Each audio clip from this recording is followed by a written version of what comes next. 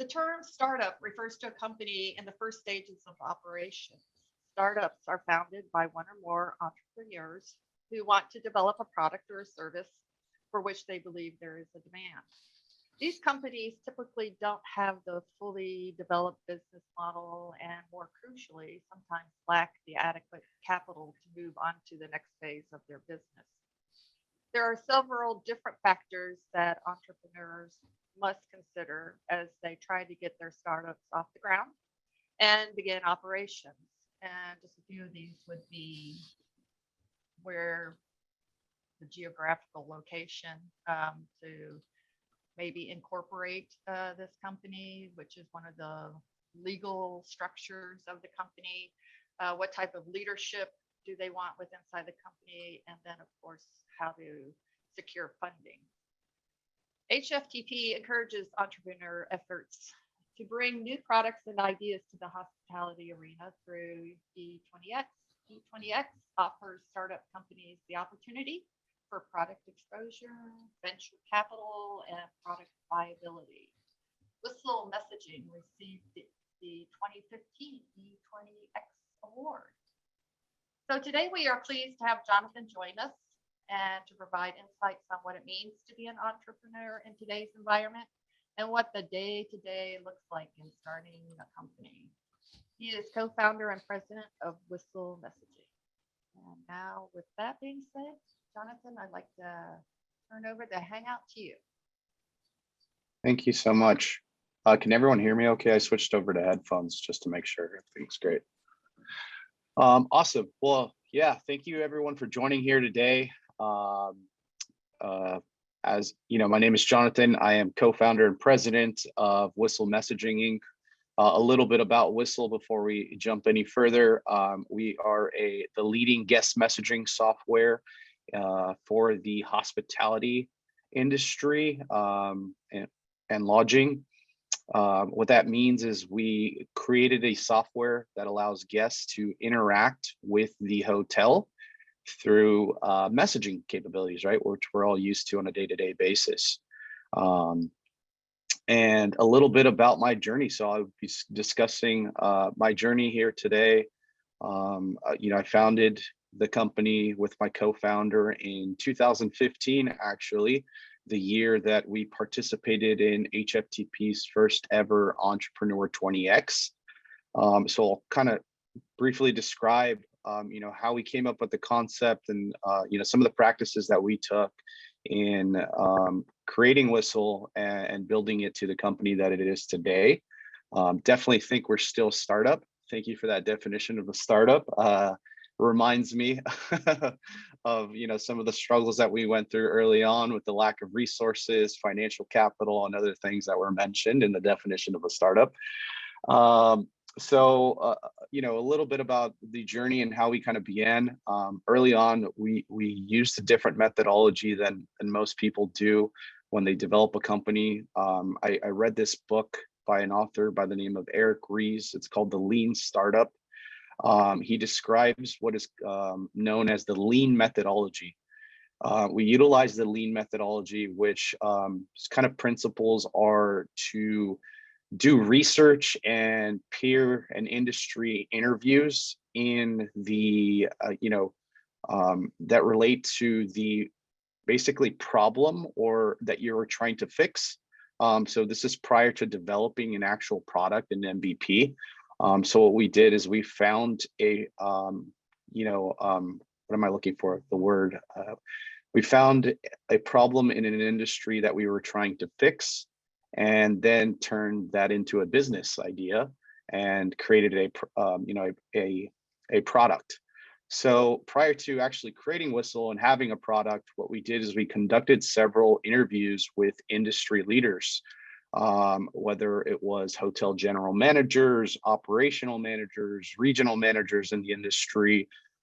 Really, we took this kind of research approach, put back our old college hats, in the days where we conducted tons of research and and wrote research papers. And what we did was, we conducted several peer interviews, and we even went to some of the most prestigious hospitality universities and spoke to the deans and professors at those.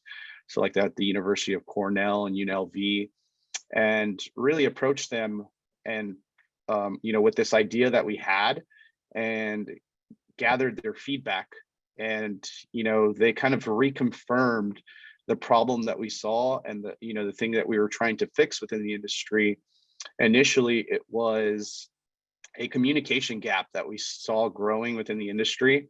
And we found that consumers at the time weren't wanting to interact in a face-to-face manner as they were normally used to, right? And then that led to, it was kind of early on in the stages of where TripAdvisor was becoming very popular, Yelp, and a lot of social media sites. So a lot of hotels started to receive these kind of negative reviews. And we wanted to find a way to bridge that gap and connect the hotel with the customer, right? The guest ultimately, in order to provide a better experience. And we found at the time that guests were more inclined to interact with hotels and the properties through messaging because it was less invasive, it was convenient, and it was a way that they communicated with their friends and family. So kind of through all that process and all that research, we finally developed what we call is an MVP and minimal viable product. And then it was my job with my sales experience to go out and sell that to the properties and hotels. And, I had a lot of direct sales experience prior to starting this company. And that's really all the experience I had. I had zero experience in starting a company or running a company. I had an idea of how to create a business plan and how to do research because I was a business major in college. So we learned a lot of that, and that's really all I had. So I took my sales abilities and walked into several hotels, back in 2015 and pitched the idea to general managers, right? Another unique strategy that we took is utilizing the lean methodology. We tapped some of the resources and some of the, people that we interviewed, and told them like, hey, because some of them were general managers, some of them were property owners. We were just like, hey, would you be interested in trying this product, right? That we talked about, and we kind of gained your feedback and developed based off of what you said. And, some of them were, very, keen to try it, and we're just like, yeah, this sounds great, and gave us the opportunity. And we kind of already had that relationship, so they didn't feel like they were being sold, right? It was more of like, hey, we're doing product testing for this new idea, and we're more than happy to test it out and give you feedback. And so initially, there were some customers we didn't charge, kind of gave it away for free, but we got it in the hands of the hoteliers and were able to get some very valuable feedback. So that was kind of early on in the early stages of the company. And slowly, prior to the 2015 HFTP high tech event, I think I got it in maybe like 15 hotels. And so we had a product, we were actually getting paid by some customers, and, we had proven that, people would pay for this product and that there was a need for it. So I forgot how I discovered HFTP and high tech and Entrepreneur 20X. I think I was just Googling the industry. I wasn't a part of HFTP yet. I didn't know such organization existed. And I think I was just Googling, hospitality technology. We were looking at tons of like pitch competitions at the time. And somehow I came across HFTP and Entrepreneur 20X. And I think I found Frank Wolf's email address. And I was just like, okay, it's a long shot, but I'm going to fire off an email over to Frank and, pitch him our business idea and ask if we can participate in Entrepreneur 20X, because it seemed like a good fit, right? It was the first year that HFTP was doing it. It was advertised as a pitch competition for hospitality, technology, and financial startups. So it just seemed like we fit very, very perfectly. I didn't hear back from Frank. This was probably like 2 months. I emailed them 2 months prior to high tech and to the competition. I emailed them, and then I didn't hear back probably for about a month. And finally, I got an email back from Frank introducing me to, I guess, someone that was kind of assisting with like hosting Entrepreneur 20X, and was like, "Hey, we would love to have you, join the competition and pitch your company and your idea." And we were just like, "Holy smokes, we got 1 month to like make it all the way back to Austin, I think." And we're a California-based company. We had no resources, no funding really at the time. Um, so my co-founder and I decided to rent a car and drive 20 hours all the way to Austin and pitch our idea at Entrepreneur 20X. And it was a great experience. We were in front of tons of industry leaders. It was very eye-opening for me. I was like, wow, like if I would have known about HFTP before, I could have tapped into all of their resources, their organization, could have, met tons of hospitality people, would have definitely helped with my lean methodology, and capturing a lot of research in the industry. And so we got put in front of the stage. I think the room was packed. Like it was the first year they had it. So like people were filling in from like the door, and some people were just standing by the door because nobody, like capacity was like way past capacity, I believe, in that room, obviously pre-COVID times. So didn't have those issues.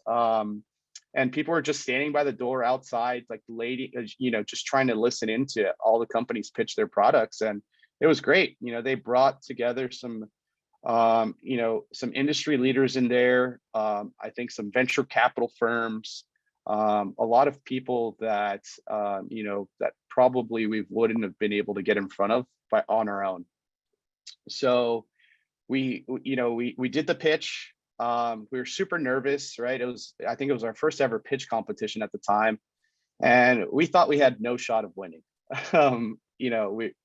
So after we completed the pitch, we saw a couple other companies go up and do their pitch, and we were kind of just waiting in the back of the room for everything to conclude. And I think, on the board, or, on the panel that was judging, was like the VP of Caesars Entertainment at the time, which I believe was Scott Campbell, if I'm not mistaken.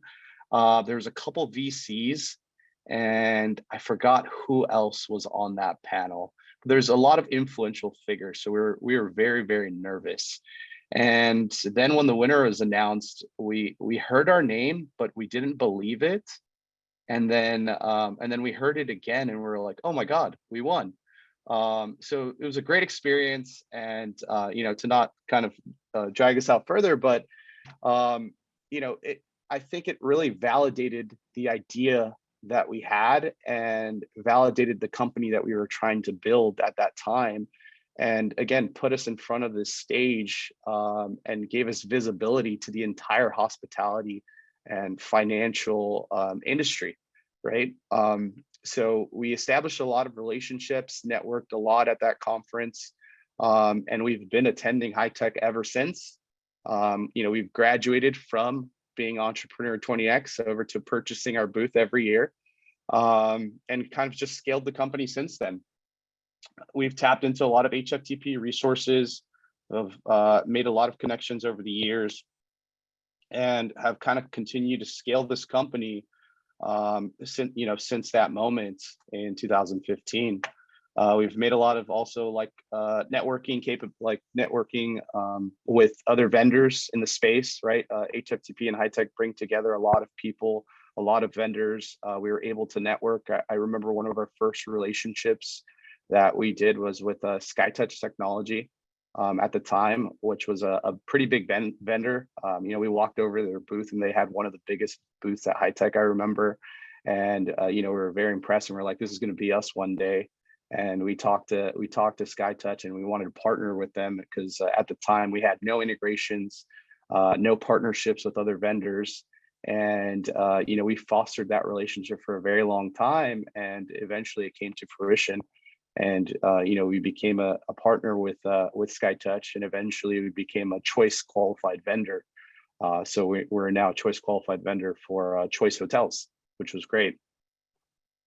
So I kind of just want to open up the floor to any questions so far on kind of that experience, and kind of our journey, early on from High Tech and from Entrepreneur 20X until today.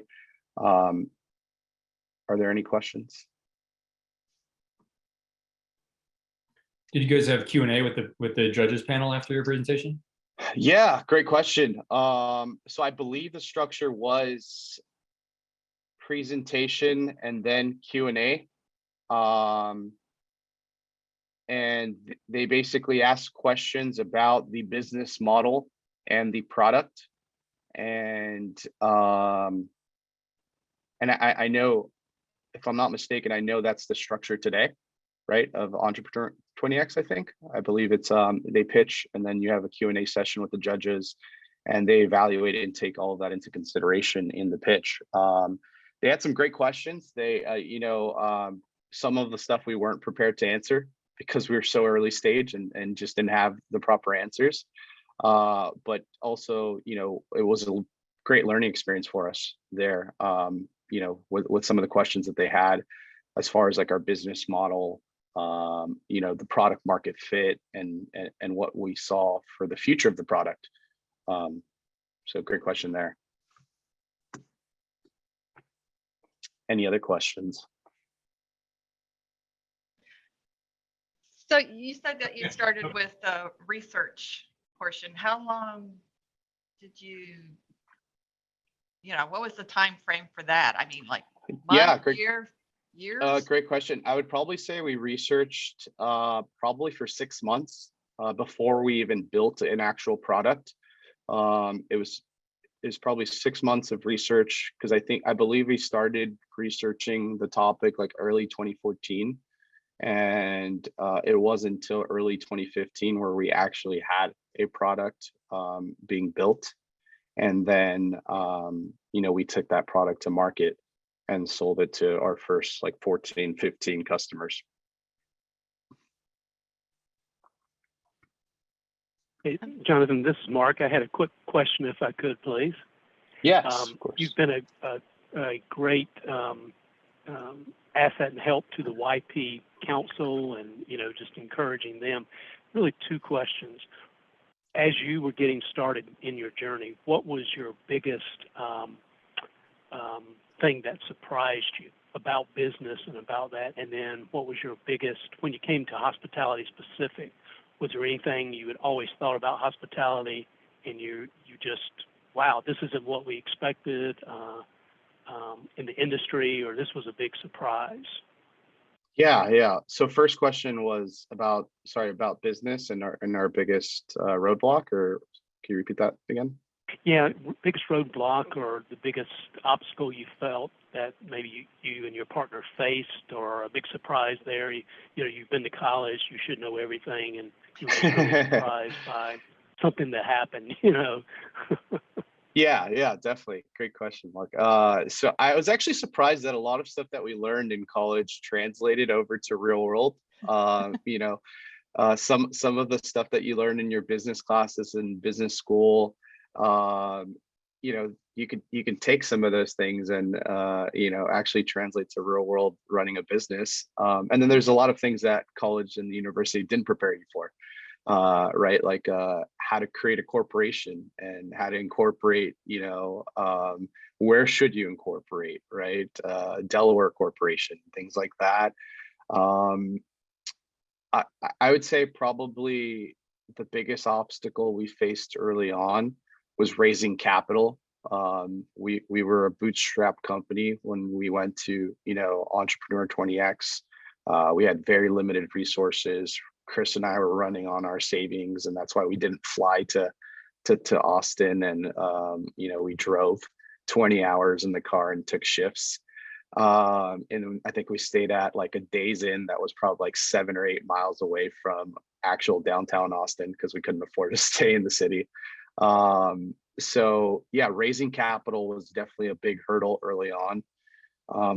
Entrepreneur 20X helped us get in front of some of some VCs, angel investors, and again, proved and validated the product that we had. So we were able to leverage winning Entrepreneur 20X with some of the early investors that we spoke to. And also we won some money, right? We were able to use that money, that prize money that we won, and put that back into the company, into product development and sales. So it definitely helped out early on, but I would say probably, dealing with angel investors and knowing where to start and raising capital to fund the idea and the business model that you have is definitely not easy. My co-founder and I didn't necessarily have wealthy friends and family that we can kind of tap into and get that first friends and family round that most people do early on. So we had to seek outside capital, and we had to find angel investors and someone that was willing to take a chance on us. So I would say probably that was the most difficult. We spent, I would say 8 months to a year early on until we found our first angel investors that would take that plunge with us. And then after that, it was really fine tuning the business model in hospitality, right? So at the time, I was nowhere near a hospitality expert. I still don't think I'm anywhere near a hospitality expert today, but I didn't have much hospitality experience. I studied hospitality slightly in college, didn't major in it. My focus was in business, but I knew a little bit about hospitality. The job that I got right after college also kind of helped formulate the idea. I traveled a lot, so I conducted sales, and I traveled city to city working with tons of different clients. And I stayed at several different hotels. I probably slept in my bed at home maybe like a week out of the entire month when I was working for that company. I was always on the road. So that problem that we found in developing this was part of my personal journey and experience, being in corporate America and traveling from hotel to hotel, working with different clients, and my experience of check in, check out, and my interactions with the front office. Yeah. So, and also understanding the hospitality technology landscape, that was definitely a shock early on, is how many different technologies there are out there and how fragmented the space is in a sense. It was definitely an eye opener for us and something I didn't expect. Very good. Thank you, Jonathan. Yeah, thanks for the question, Mark. Any other Jonathan, questions? would you mind just sharing with us a bit how it actually works? The product? Yeah, like how's it going to work for me as a hotelier or as a guest? Yeah, so it's a web-based software for the hotel, right? So if you think about, so typically in the hotel environment, it's either the front office team or the guest services team, or depending on if you're at a large resort, right, you probably have a PBX team in the back end. They're the ones managing the software. Again, it's a web-based portal that they'll log into, and then they have full access to the software. From a guest perspective, it's getting a text message from your hotel starts your interaction with the software, right? So before you arrive, you receive some type of welcome message from the property you're going to stay at, saying, hello, John Smith, we look forward to your arrival at the such and such hotel. Check-in time is this. Let us know if there's anything we can do for you, right? Every hotel kind of custom crafts their own message based off of what they offer and what they're trying to accomplish with their first welcome message, right?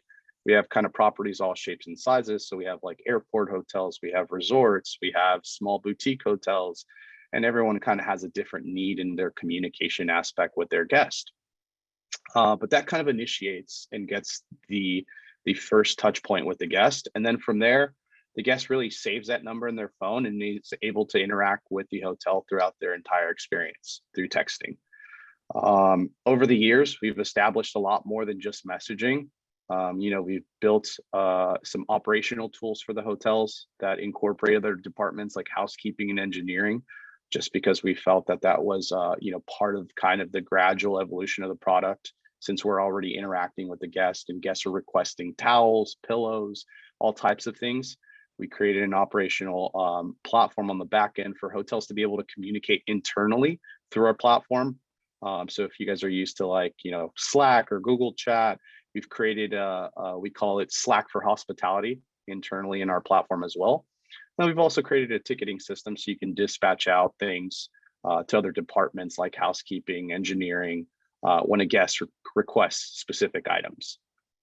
Yeah, so great question. So kind of quick overview, that's kind of where the product is at today and some of the guest interactions. We've developed a lot more since first developing the product, and we're excited about the future as well. We've introduced artificial intelligence and tons of other things in order to enhance the guest experience. So at the beginning, you kind of felt like you were still a startup after 7 years. Yeah, I mean, Yeah. we're definitely still startup today. I would say, still have limited resources, still a small team. The team has grown to about 10 employees today. Back then it was just 3 of us. It was me, my co-founder, and then our technology guy that was coding everything out. I used to be customer support. I used to be sales. I used to be everything all in one, and we had to wear multiple hats early on. So, today we finally have a, customer success department with a couple employees there. We have an implementations department with a couple employees there. I still oversee and do a lot of the sales on the day-to-day, just because that's where, my skill set lies. We have a couple of people in support as well, and then we have a couple of people in technology, building out the technology and the innovations for the future. We're still wearing multiple hats. We're still a very small team, and still have those limited resources. We're not a large organization just yet. So you're also having to address how to expand besides product, but like through staffing. Correct. Yeah. So yeah, a lot of the growing pains we're experiencing today is, hiring. Hiring is definitely not as easy as I thought it would be, and also continually raising capital. As you scale to grow the company, is also a challenge. You have to maintain a lot of relationships with investors, keep your existing investors happy, and those are definitely things that I've learned along the way. Jonathan, I did just a follow-up question for you. You mentioned texting, so I'm not sure if you're talking about actual real texting or if you're using other platforms, because international travel, a lot of people don't have the same SIM, right? It's still a big thing that people will replace their SIM. So is that a challenge still, or is there other platforms you're using to communicate through to overcome that? No, yeah, definitely. To internationalize our product, what we did early on is, I tried to make it kind of more vague in the sense of saying messaging, texting here in the States is obviously SMS is the big channel that a lot of people utilize. When you go outside of the US or just North America in general, you have a lot of other platforms that are being utilized. And like you said, right, people are traveling, they're using different SIMs, so we integrate with multiple messaging providers in order to provide the guests with the ability to utilize whatever channels preferred. So currently we support WhatsApp, WeChat, Viber, Line, Facebook Messenger, all the big ones that you see out there. There's definitely a lot more that we don't support today, but we try to support the major big ones. We are in a couple of international markets. You're in Hong Kong. We do have a couple of clients that we service in Hong Kong. We have customers in Singapore, Australia. And then there's some markets that are a little bit more difficult to work in just because of the telecom restrictions for us. In the future, we have plans to build out our own kind of like web-based chat in order to allow that, allow those countries where we don't have any telecom support. And we're just kind of building our own internal messaging that, guests can utilize within a native base app that the hotel may already have, or whether it's just like simply emailing or texting over a link to the guest's phone initially, and then opening up that web chat for them. Perfect, thanks. And my last question for now is, I'm just taking a quick look at your website. A lot of talks about a lot of stuff talks about guest experience and everything else, but I didn't see anything, and I'm wondering if you're avoiding kind of not wanting to go there, or the big thing now is of course co-creation, right? Guest experience co-creation, right? How does the guest get involved with the hotel and they make this their whole experience together? Is that ultimately where you see this also fitting in? Because I know that's everybody's working on that. Yeah, definitely. So one of the features that we've built out recently is called our digital guest book. And what we did with that is we currently allow each property that utilizes the product to build out their own. It's like a digital guest compendium, right? Where you can put hotel directory. You can really put all activities and amenities and all of that good stuff. And it's a web app, right? So it's a link that's texted out to the guest. Guest clicks on the link and then it opens up this digital guest book that has all the information about the property, tells them what amenities are offered, what activities they can book. We have an upsell engine in there that allows them to purchase additional amenities if the hotel does offer activities. If you go to a property that offers like, kayak rentals, paddle boarding, just depending on where you're at, right? We've introduced that and we're trying to make it more interactive. As you said, right, is allow the guests to really build their own experience at the property. So we're trying to make it so it is more interactive and the guests can kind of add on and create an itinerary for themselves and purchase additional products that they would want to utilize while they're staying at that specific property. Awesome. I see Skylar has a question. See his hands up. I was curious, how did you go about networking and building the team that you have currently today? Yeah, great question. So networking is very, very important. I would say is kind of the first aspect of it is really just trying to participate in everything that you can. Obviously we were a hospitality related company. So early on for us becoming a part of HFTP, attending high tech, and just trying to remain involved in networking within, a lot of the resources and the people that are a part of this organization. And then finding other organizations that are similar out there, right? And networking within those, you have like a HOA, you have, tons of other organizations out there that you can also network at and be a part of. And then finding team members, that could be difficult. We were lucky enough to be associated with a couple of different universities. So one of them being Cal Lutheran. One of our investors is the director of entrepreneurship at Cal Lutheran.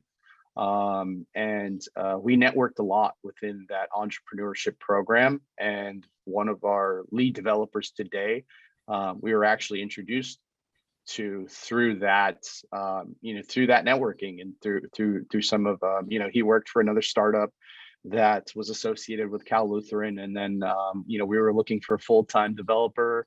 And then someone else that we networked with at some, a tech event or startup event, put us in touch with this person. We interviewed him and just kind of hit it off. And here he is 5 years later, working with us still and building a great product. So, just attending as many events as you can that really fit into, what you're trying to build and what you're trying to do. So if it's a hospitality related event, right, attending those hospitality events to meet hospitality oriented people.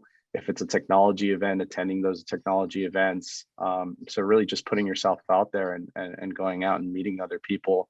And you never know what relationship, would help you turn into, either next future investor, next employee, whatever it may be, right?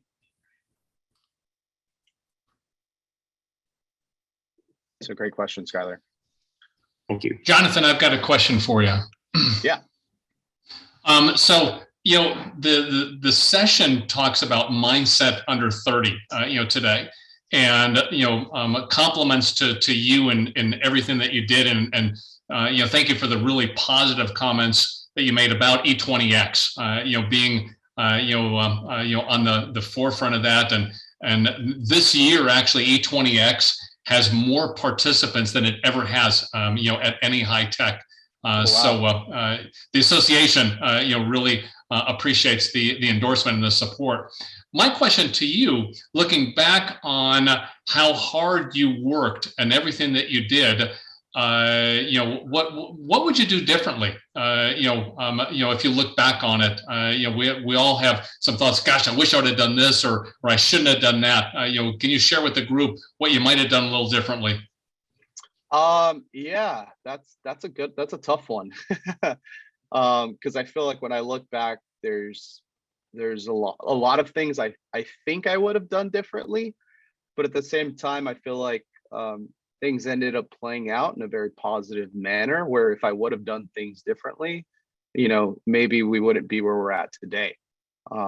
So I think, to answer that question, I think we could have done a little bit more as far as being further involved with the industry early on.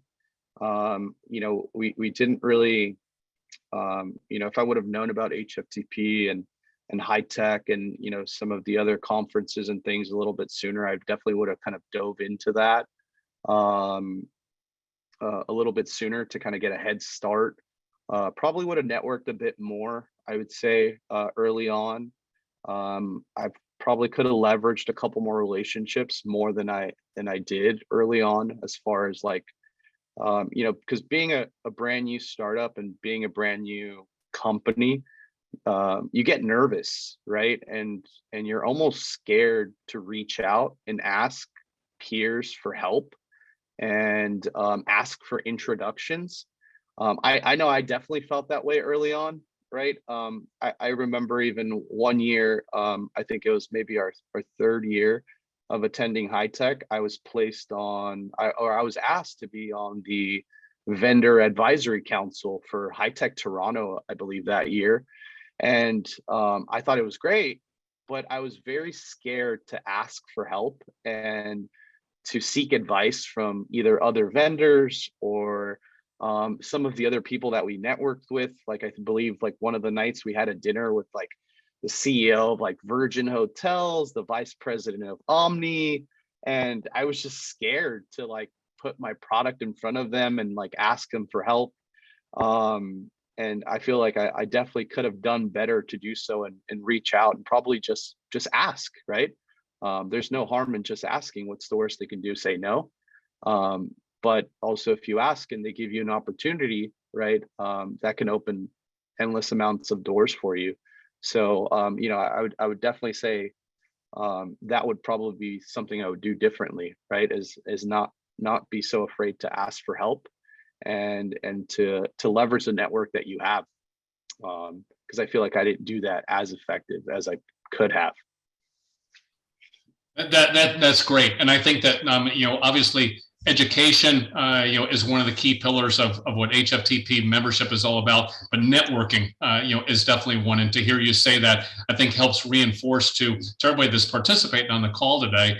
And as you're talking to people about the success that you've had, it's great to hear you talk about that, because it is. I've been a member of HFTP for over 36 years, and nobody can ever put a dollar value on my networking exposure and the value that I had. And it's great to hear you comment that. And it's a shame that you didn't get more involved earlier. With it. Who knows where you'd be today? But you're heading in the right direction. So congratulations again. Yeah, awesome. Thank you.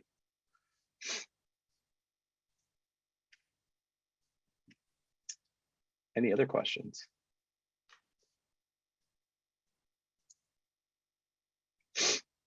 No. Okay, well, if anybody has any questions that they want to reach out. Looks like Emily is trying to write something, but how important is AI to your company? That's a great question. Or machine learning. Yeah, so Emily asked, how important is AI or machine learning to our company? AI and machine learning is definitely a very, very interesting and tricky space. Over the years, we have introduced artificial intelligence and machine learning into our program, and it's definitely helped us stand out from some of the competition out there. We're not the only guest messaging software in this space, but definitely some of our functionality, separates us. We've been named best guest messaging software the last 5 years in a row, through a website called hoteltechreport.com. So we're very proud of that, and being able to stay in the forefront of technology, and AI is a big part of that, has allowed us to do that. So it's a very important aspect of our company, because AI also helps us, and machine learning helps us automate a lot of things. So like today, what we are able to do with artificial intelligence and machine learning is we're able to, one, automatically respond to specific guest questions, intents, and things that we see most frequently, right? That helps eliminate some staff interaction, because we know today in hospitality, staffing is a little difficult. So our software helps helps properties with limited staffing still be able to interact with their guests and answer those questions utilizing AI, as well as it also allows us to streamline some parts where we could have been lacking in the sense of, when a guest requests an item like towels or pillows to be delivered to their room, we can leverage AI and machine learning to recognize that and automatically create a ticket or work order to be dispatched to the proper department. So there is no lag in time of a person having to pick up the phone and call a different department to notify them, right? Our system's able to do that instantaneously and automatically, so we can make sure that the guest receives their request as quick as possible. So yeah, great question, Emily, but it's very, very important. So Jonathan, you said that Whistle Messaging is going to be at High Tech Orlando?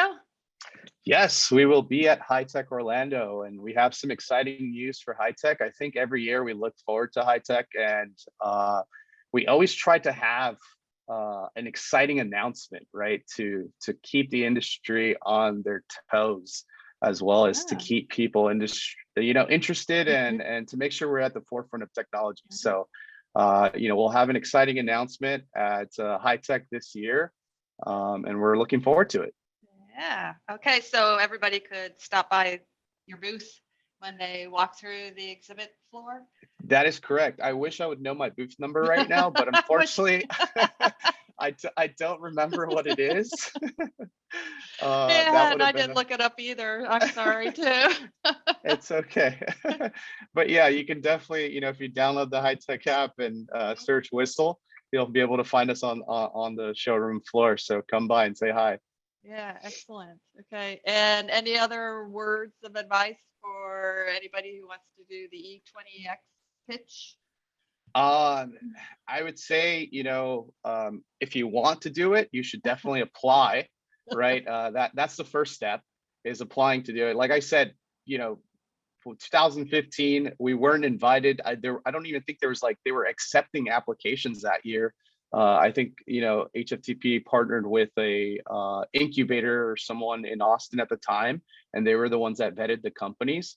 And I simply just reached out to Frank and was like, hey, can we be a part of this? I think we're the only company that wasn't based out of Texas that pitched at that E20X, and we won.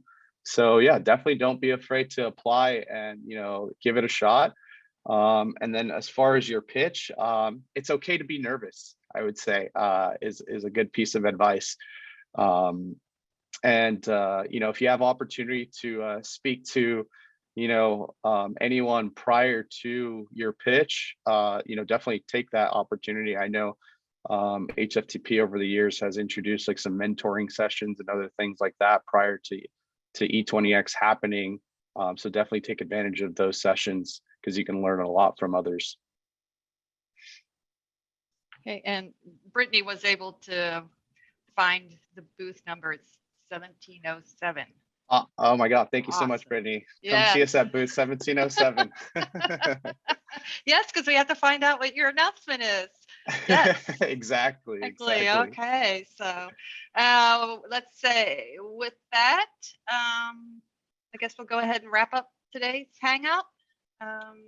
anything else you want to say, Jonathan, or? No, that is it. Thank you everyone for joining today, and anyone that will watch this, hangout. And I hope to see you all soon in Orlando.